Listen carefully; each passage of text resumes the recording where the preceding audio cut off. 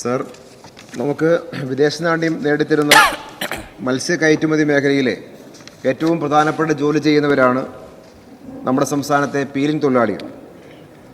Sir, ഈ തൊഴിലാളികളുടെ ജീവിതം വളരെയേറെ പ്രയാസകരമായിട്ടുള്ളൊരു സാഹചര്യത്തിലാണ് കടന്നു പോകുന്നത്. ഏതാണ്ട് 99% സ്ത്രീ തൊഴിലാളികൾ ജോലിയെടുക്കുന്ന ഒരു മേഖലയാണ്.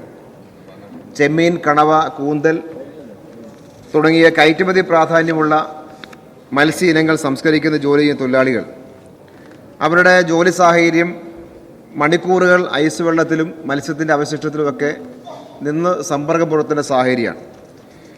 ഇതുമൂലം പലപ്പോഴും ഈ തൊഴിലാളികളുടെ കൈവിരലുകൾ അതഴുകി പൊട്ടുന്ന സാഹചര്യം വരെ പലപ്പോഴും സംഭവിക്കുന്ന നിലയുണ്ട്.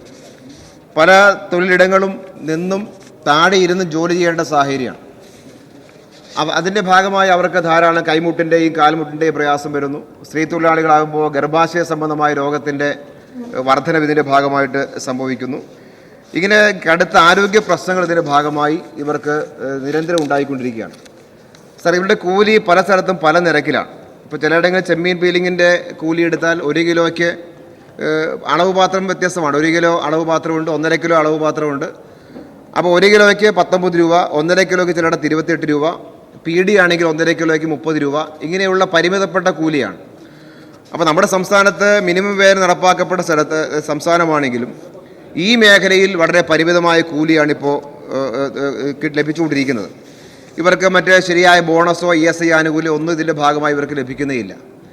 സ്വാഭാവികമായിട്ട് ഈ പ്രയാസകരമായൊരു അന്തരീക്ഷത്തിൽ ജോലിയെടുക്കുന്ന ഈ തൊഴിലാളികൾക്ക് അത് വലിയ നമ്പർ, ആലപ്പുഴ ജില്ലയിൽ തന്നെ 1 ലക്ഷത്തിന് മേലെ അംഗങ്ങളുണ്ട് ഈ ജോലി എടുക്കുന്നവർ. അരൂര്, ചേർത്തല, ആലപ്പുഴ, പുന്നപ്ര, നീർക്കുന്നം, അമ്പലപ്പുഴ, പുറക്കാട്, തോട്ടപ്പള്ളി, തൃക്കുന്നപ്പുഴ, ആറാട്ടുപുഴ, അങ്ങനെ ആ തീരമൊക്കെ നോക്കിയാൽ ആയിരക്കണക്കിന് പേർ, കരുനാഗപ്പള്ളി അവിടെയൊക്കെ ഉണ്ട്, ധാരാളം പേരാണ്. അപ്പോൾ ആ തൊഴിലാളികളുടെ ഒരു സാധാരണ കൂലിപ്പണി ചെയ്ത് ജീവിക്കുന്ന കുടുംബത്തിലെ പ്രധാനപ്പെട്ട ഒരു മാർഗമായി കണ്ടെത്തിയ തൊഴിൽ മേഖലയാണ് ആ സ്ത്രീ തൊഴിലാളികൾ.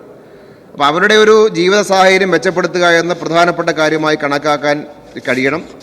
അതിൽ ഗവൺമെൻറ് ഈ രംഗത്ത് ഇപ്പോൾ ഇതര സംസ്ഥാന തൊഴിലാളിയൊക്കെ ചിലയിടത്തുണ്ട്. അപ്പോൾ ഗവൺമെൻറ് ശരിയായൊരു പഠനം നടത്തി ആവശ്യമായ ഒരു വ്യക്തത വരുത്തിക്കൊണ്ട് തന്നെ ഇവരുടെ കൂലി വർദ്ധിപ്പിക്കാനും അതുപോലെ ആരോഗ്യ പ്രശ്നങ്ങൾ കണക്കിലെടുത്ത് തൊഴിൽ സാഹചര്യം മെച്ചപ്പെടുത്താനും എല്ലാമുള്ള ഒരു നിലപാട് ഗവൺമെൻറ് ശരിയായി സ്വീകരിക്കേണ്ടതായിട്ടുണ്ട് എന്നുള്ളതാണ് ഏറ്റവും പ്രധാനമായി സൂചിപ്പിക്കാനുള്ള കാര്യം. അതിൻ്റെ ഭാഗമായി ഗവൺമെൻറ് പരിശോധിച്ച് ഇവരുടെ കൂലി വർദ്ധിപ്പിക്കാനും ESI ബോണസ് ഉൾപ്പെടെ ആനുകൂല്യം ലഭ്യമാക്കാനും അതുപോലെ തന്നെ ഓരോ ഷെഡുകളും നേരിട്ടിപ്പോൾ കയറ്റുമതി മുതലാളിമാർ നേരിട്ട് ഇവരെ പണിയെടുപ്പിക്കുന്നില്ല. ചെറുകിടക്കാരായ ആളുകളെ ഉപയോഗിച്ചാണ് പീലിംഗ് ജോലി ചെയ്യിപ്പിക്കുന്നത്. അതുകൊണ്ട് ഡയറക്റ്റായി കയറ്റുമതിക്കാർക്ക് ഒരു നേരിട്ട് ഉത്തരവാദിത്വം വരാത്ത പോലെയാണ്. അതുകൊണ്ട് കൂടിയാണ് ഈ ആനുകൂല്യം ഇവർക്ക് ലഭിക്കാതിരിക്കുന്ന സാഹചര്യം വരുന്നത്. ഈ മേഖല എടുത്താൽ കയറ്റുമതിക്കാർ സമ്പന്നരാകുന്നു, പക്ഷേ പീലിംഗ് ജോലി ചെയ്യുന്നവർ മറ്റ് ഈ തൊഴിലാളിയായ സാധാരണക്കാരായ ആളുകൾ അവരുടെ ജീവിതം കൂടുതൽ സാമ്പത്തികമായി പ്രയാസം അനുഭവിക്കേണ്ട സാഹചര്യത്തിലേക്കാണ് വരുന്നത്. ഇത് കണക്കിലെടുത്ത് ഗൗരവതരമായി കേരളത്തിലെ പീലിംഗ് തൊഴിൽ മേഖലയിലെ ഈ പ്രശ്നങ്ങൾ, അവരുടെ കൂലി, അവരുടെ മറ്റ് ആനുകൂല്യങ്ങൾ, തൊഴിൽ സാഹചര്യം, ഇതെല്ലാം ഗൗരവമായി ഗവൺമെൻറ് പരിശോധിച്ച് അവർക്ക് കൂടുതൽ മെച്ചപ്പെട്ട ഒരു സാഹചര്യം ഉണ്ടാക്കാൻ നടപടി സ്വീകരിക്കണം എന്നുള്ളതാണ് ഈ സഭയുടെ ശ്രദ്ധയിൽ കൊണ്ടുവരാനുള്ളത്. ബഹുമാനപ്പെട്ട പൊതുവിദ്യാഭ്യാസം തൊഴിൽ വകുപ്പ് മന്ത്രി. ക്ലീനായിട്ട് പറഞ്ഞു. സർ, ബഹുമാനപ്പെട്ട അംഗം ഇവിടെ അവതരിപ്പിച്ച ഈ ശ്രദ്ധ ക്ഷണിക്കൽ പ്രമേയം വളരെ പ്രാധാന്യമുള്ളത് തന്നെയാണ്. നമ്മുടെ സംസ്ഥാനത്തെ പാവങ്ങളിൽ പാവങ്ങളായിട്ടുള്ള തൊഴിലാളികളെ സംബന്ധിച്ചിടത്തോളം കാര്യമാണ് അദ്ദേഹം ഇവിടെ സൂചിപ്പിച്ചത്.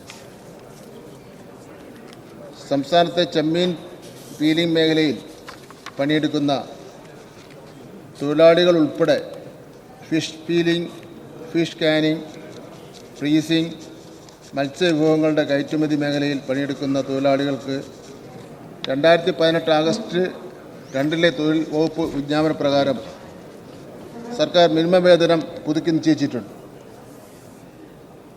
സർ, കേരളത്തിൽ 84 മേഖലകളിൽ മിനിമം വേതനം ഇപ്പോൾ നടപ്പിലാക്കി വരികയാണ്. അത് ഇന്ത്യയിൽ ഇത്രയും മേഖലയിൽ മിനിമം വേതനം നടപ്പിലാക്കുന്ന ഏക സംസ്ഥാനം കേരളം മാത്രമാണെന്ന കാര്യം സൂചിപ്പിക്കുവാൻ കൂടി ഞാൻ ആഗ്രഹിക്കുകയാണ്.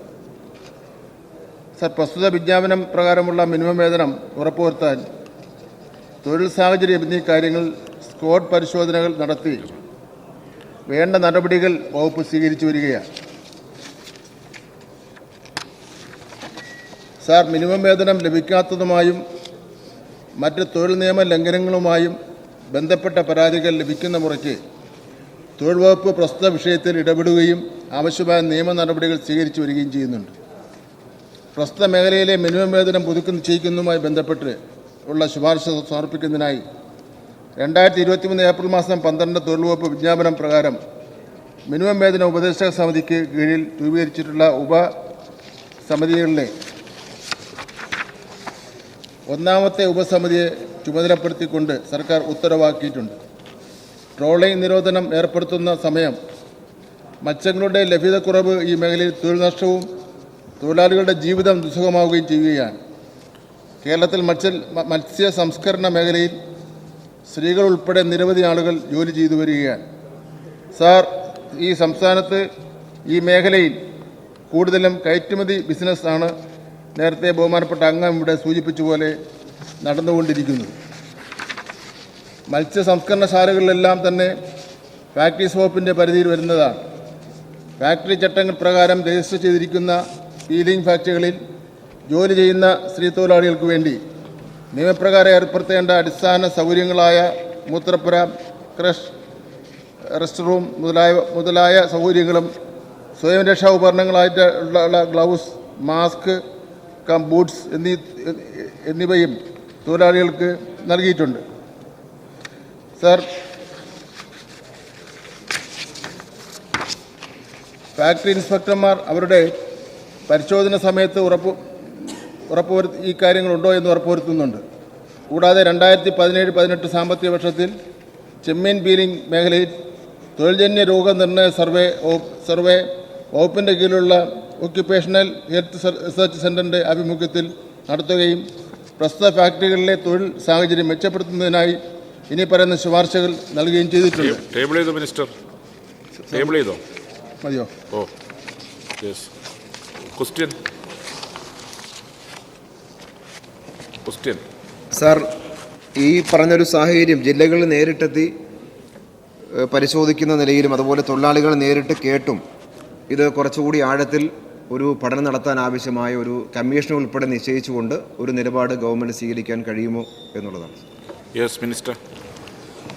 സർ, ഞാൻ നേരത്തെ പറഞ്ഞ പോലെ ഈ രംഗത്ത് പ്രവർത്തിക്കുന്ന തൊഴിലാളികൾ ഒരുപാട് പ്രയാസവും കഷ്ടപ്പാടും അനുഭവിക്കുന്നുണ്ട്. കയറ്റുമതി നടത്തുന്ന ആൾക്കാരെ സംബന്ധിച്ചിടത്തോളം വലിയ ലാഭവും ഈ രംഗത്ത് ലഭിക്കുന്നുണ്ട്. നേരത്തെ ബഹുമാനപ്പെട്ട അംഗം സൂചിപ്പിച്ചതുപോലെ ഈ ജോലി ഏർപ്പെടുന്ന മൂലം ഉണ്ടാകുന്ന പ്രത്യേകതരം ഒരുപാട് രോഗങ്ങളുമൊക്കെ തന്നെ ഈ തൊഴിലാളികളെ ബാധിക്കുകയാണ്. വളരെ പാവങ്ങളാണ് എന്നുള്ള കാര്യത്തിൽ യാതൊരു തർക്കവുമില്ല. അപ്പോൾ ഈ കൂട്ടരുടെ ജീവിത നിലവാരം നമുക്ക് മെച്ചപ്പെടുത്തി കൊണ്ടുവരേണ്ടതായിട്ടുണ്ട്. ഇവിടെ സൂചിപ്പിച്ചതുപോലെ നമുക്കൊരു ഈ കാര്യങ്ങളെ സംബന്ധിച്ചൊരു പഠനം നമുക്ക് നടത്താം. ഒരു 3 മാസത്തിനകം ഇവിടെ സൂചിപ്പിച്ച കാര്യങ്ങൾ പഠിക്കുന്നതിന് വേണ്ടി labour commissioner, ESI director, fisheries director, ഈ മേഖലയിലെ ട്രേഡ് യൂണിയനിലെ ഓരോ പ്രതിനിധികൾ ഉൾപ്പെടുന്ന ഒരു സമിതിയെ ചുമതലപ്പെടുത്താൻ സർക്കാർ ഉദ്ദേശിക്കുന്നു. 3 മാസത്തിനകം ഇതിനെ സംബന്ധിച്ചുള്ള റിപ്പോർട്ട് കിട്ടിയ ശേഷം ആ റിപ്പോർട്ടിൻ്റെ അടിസ്ഥാനത്തിൽ ഭാവി നടപടികൾ സ്വീകരിക്കുന്നതാണ്. ഓർഡർ